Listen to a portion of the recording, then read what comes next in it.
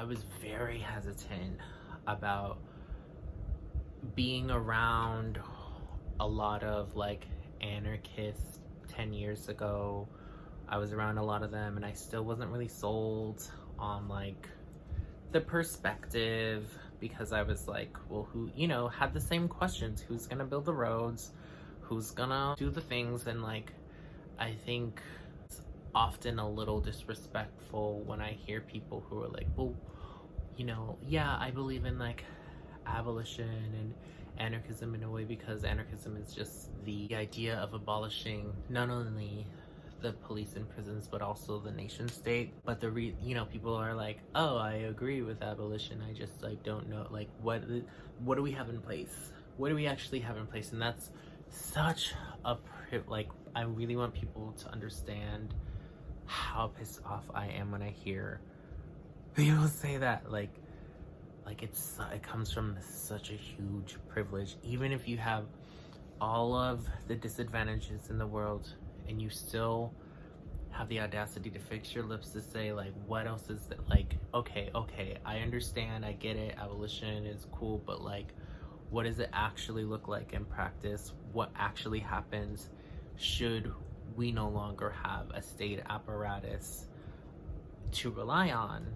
And my argument is often like, there are people who have never, and more importantly, there are people who are still being genocided by the police, by the state. Every freaking day that the state exists, our people are imprisoned, are killed. If the state didn't exist, I would rather have that. I would have people on their own accord just do it, instead of having this systemic apparatus literally murdering, pillaging, and genociding Indigenous peoples, Black peoples, other marginalized peoples globally, incarcerating them as well. I don't care. Like, I don't care what needs to.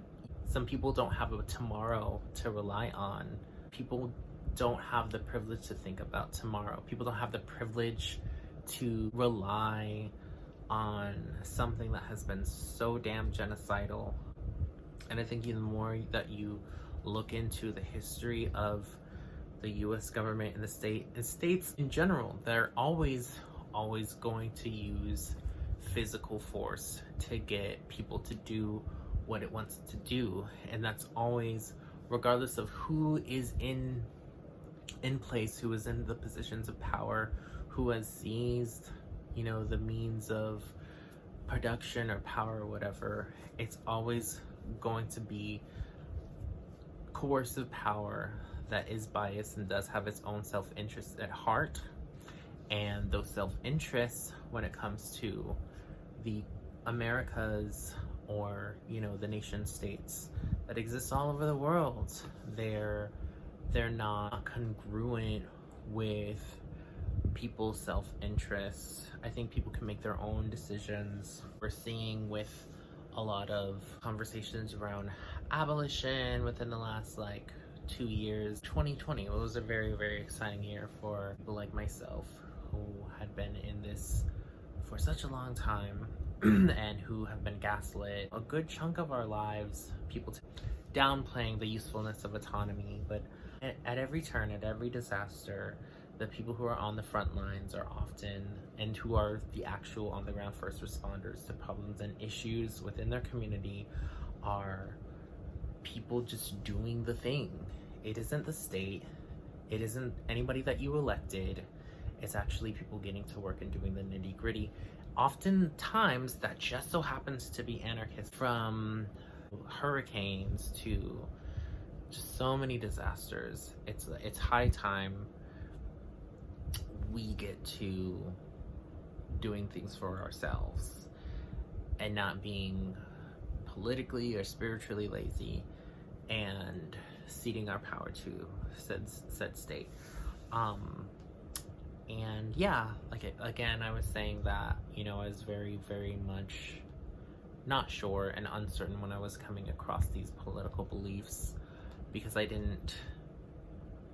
just didn't know, you know. And then years and years go by, and all the evidence comes in that it's like, yeah, like this is like the state is the issue. Like it's always been the issue. It's consistently we have these ancestral tensions, we have these current tensions with the state. It's always been something that has regulated us, simultaneously genociding us, oppressing us, coercing us. Why do we need it?